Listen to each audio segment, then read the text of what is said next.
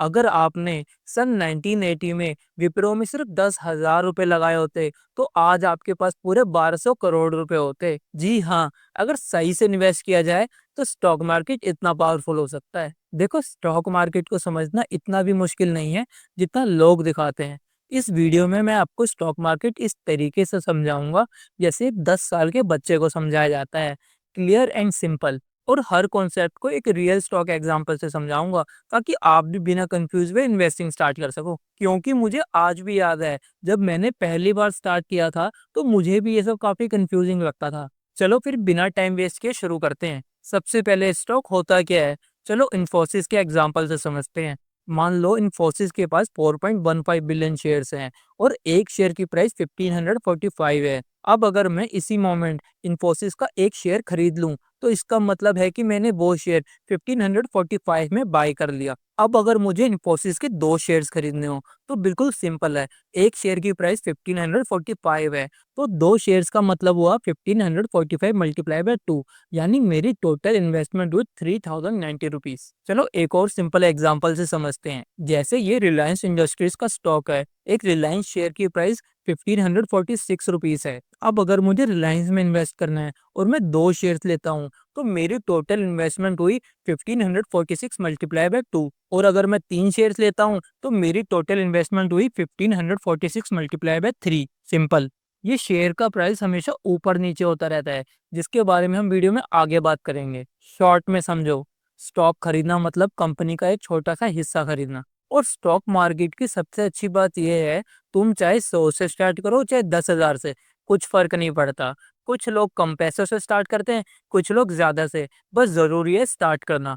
देखो, स्टॉक होता क्या है वो तो समझ लिया। अब नेक्स्ट इंपॉर्टेंट चीज है कि हम स्टॉक्स बाय कैसे करें। इसके लिए हमें एक डीमेट अकाउंट चाहिए होता है। ग्रो, एंजल वन, जीरोधा जैसे काफी सारे ऐप्स हैं। जो पसंद आए आप डाउनलोड कर लो, सिंपल स्टेप्स फॉलो करो और अपना डीमेट अकाउंट बना लो। देखो, ऐप यूज कैसे करते हैं मैं उसके डिटेल्स में नहीं जाऊंगा, क्योंकि ये सारी ऐप्स यूज करना काफी सिंपल होती है। और अगर फिर भी ना समझ आए तो इस वीडियो के नीचे कमेंट कर देना, मैं step by step stocks buy कैसे करते हैं उस टॉपिक पे अलग वीडियो बना दूंगा।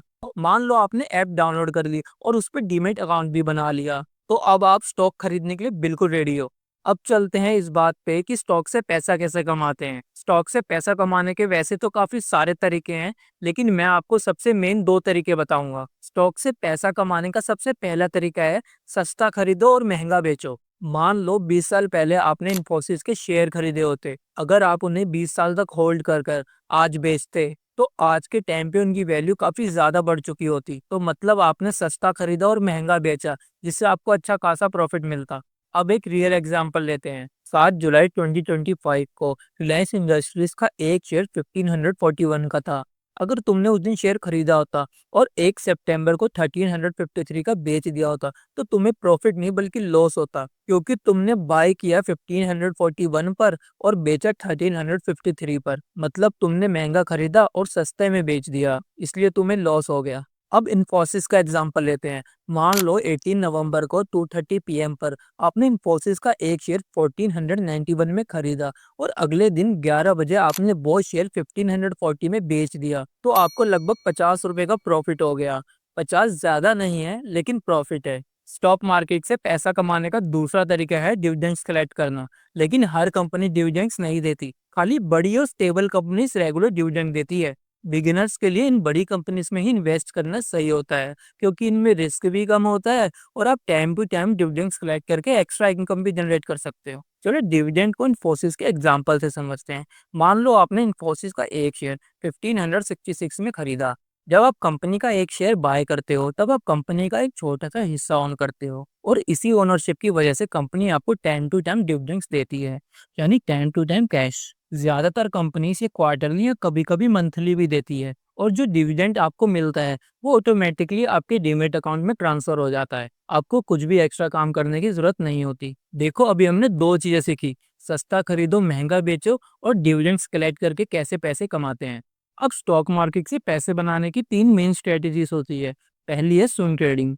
इसमें हम अपने शेयर को कुछ दिनों या कभी कभार कुछ हफ्तों के लिए होल्ड करते हैं, और जैसे ही थोड़ा सा प्राइस बढ़ता है उसे बेचकर प्रॉफिट ले लेते हैं। जैसे एग्जांपल, मान लो आपने 14 अगस्त को हिंदुस्तान यूनिलीवर लिमिटेड का एक शेयर 2480 में खरीदा और ठीक 1 हफ्ते बाद उसे 20 अगस्त को 2670 का बेच दिया, तो आपने थोड़ा-सा प्रॉफ़िट बना लिया। बस इसी तरह स्टॉक्स को थोड़े टाइम के लिए होल्ड करना और थोड़ा-सा प्राइस बढ़ने पे सेल कर देना, इसे ही स्विंग ट्रेडिंग कहते हैं। दूसरी और मेरी फेवरेट स्ट्रैटेजी है बाय एंड होल्ड। इस स्ट्रैटेजी में आप किसी कंपनी का शेयर खरीदते हो और उसे लंबे समय के लिए होल्ड कर देते हो, जैसे 2 साल या 5 साल या कभी-कभार उससे भी ज़्यादा। इस स्ट्रैटेजी का मेन गोल होता है लंबे समय में अच्छा खासा प्रॉफिट कमाना। इस स्ट्रैटेजी में आपको कंपनी काफ़ी सोच समझ के चूज़ करनी पड़ती है। जैसे आपको कंपनी पे भरोसा है कि नहीं है? आने वाले 10 साल में आपको क्या लगता है, कंपनी ग्रो करेगी कि नहीं? एग्ज़ाम्पल जैसे 2010 में अगर आपने एशियन पेंट्स में ₹10,000 इन्वेस्ट किए होते, तो 2020 तक वो इन्वेस्टमेंट लगभग 70,000 से भी ज़्यादा हो चुकी होती। सिर्फ़ इसलिए क्योंकि आपने स्टॉक्स को लॉन्ग टर्म के लिए होल्ड किया है। वैसे ये एक रियल एग्ज़ाम्पल है कि अच्छी कंपनीज़ कैसे टाइम के साथ खुद ग्रो होके आपके पैसों को भी मल्टीप्लाई कर देती है। तीसरी स्ट्रैटेजी है डे ट्रेडिंग। ये बाकी दोनों स्ट्रैटेजीज़ से काफ़ी अलग है, क्योंकि इसमें लोग शॉर्ट टर्म में पैसा बनाने की कोशिश करते हैं। मान लो आपने कोई शेयर बाय किया और बाय करने के कुछ मिनट्स या इवन सेकंड्स बाद ही उसका प्राइस थोड़ा-सा ऊपर चले गया, तो आप तुरंत उसे बेच के प्रॉफिट बनाने की कोशिश करते हो। अच्छा, आप बात करते हैं कि आप सिलेक्ट कैसे करोगे कि आपको कौन-सी कंपनी में इन्वेस्ट करना चाहिए। देखो, इसके लिए थोड़ी रिसर्च करना ज़रूरी होती है। मान लो मुझे टाटा, रिलायंस या इन्फोसिस जैसी कंपनी में इन्वेस्ट करना है, तो मैं गूगल पे टाइप करूँगा रिलायंस इन्वेस्टर रिलेशंस या टाटा इन्वेस्टर रिलेशंस। इन पेजेस पर आपको कंपनी की सारी इंपॉर्टेंट इन्फॉर्मेशंस मिल जाती है, जैसे एनुअल रिपोर्ट्स, क्वार्टरली रिजल्ट्स और बिजनेस अपडेट्स। इन रिपोर्ट्स को आप पढ़कर समझ सकते हो कि कंपनी ने पिछले साल या पिछले 3 महीनों में कैसा परफॉर्म किया है। जितना आप इन रिपोर्ट की डिटेल्स को समझोगे, आपके लिए उतना ही सिंपल हो जाएगा डिसाइड करना कि आपको कंपनी में इन्वेस्ट करना चाहिए या नहीं। अगर आपको और इन्फॉर्मेशन चाहिए, तो आप money control, screener dot in या इकोनॉमिक टाइम्स मार्केट जैसे प्लेटफॉर्म का भी यूज़ कर सकते हो। यहाँ आपको सभी कंपनीज़ के फाइनेंशियल्स, न्यूज़, चार्ट्स सब मिल जाएँगे। अब मान लो आप रिसर्च ही नहीं करना चाहते, ना कंपनी के बारे में पढ़ना चाहते हो, ना उनकी रिपोर्ट्स चेक करना चाहते हो, तो टेंशन मत लो, उसके लिए भी मेरे पास सिंपल एंड ईज़ी सॉल्यूशन है। आप ब्लू चिप स्टॉक्स में इन्वेस्ट कर सकते हो। ये वो बड़ी, स्ट्रॉन्ग और ट्रस्टेड कंपनीज़ होती है जिनका रिकॉर्ड काफ़ी सॉलिड होता है, जैसे रिलायंस, टाटा, टीसीएस, इन्फोसिस और एशियन पेंट्स। लेकिन मेरा पर्सनल फेवरेट है इंडेक्स फंड, जैसे निफ्टी 50 इंडेक्स। जब आप निफ्टी 50 का एक यूनिट खरीदते हो, तो मतलब आप इंडिया की टॉप 50 कंपनीज का एक छोटा-सा हिस्सा ले रहे हो। इसका फ़ायदा ये होता है कि किसी एक कंपनी का स्टॉक गिरने से आपको ज़्यादा फ़र्क नहीं पड़ता, क्योंकि 50 कंपनीज के एवरेज परफॉर्मेंस आपको प्रोटेक्ट करता है। इंडेक्स फंड्स में ना ज़्यादा स्किल चाहिए, ना ज़्यादा टाइम, और लॉन्ग टर्म्स में रिटर्न्स भी काफ़ी अच्छे मिलते हैं। अगर आप चाहो तो मैं इंडेक्स फंड्स पे एक सेपरेट वीडियो बना के आपको समझा सकता हूँ। और लास्ट चीज़ मैं आपको बस ये समझाना चाहता हूँ कि आपको स्टॉक मार्केट में ही पैसा क्यों इन्वेस्ट करना चाहिए। मान लो आप लॉन्ग टर्म में वेल्थ बिल्ड करना चाहते हो और आपके पास अभी ज़्यादा पैसा नहीं है। स्टॉक्स में इन्वेस्ट करने के लिए आपको ज़्यादा पैसा नहीं चाहिए होता।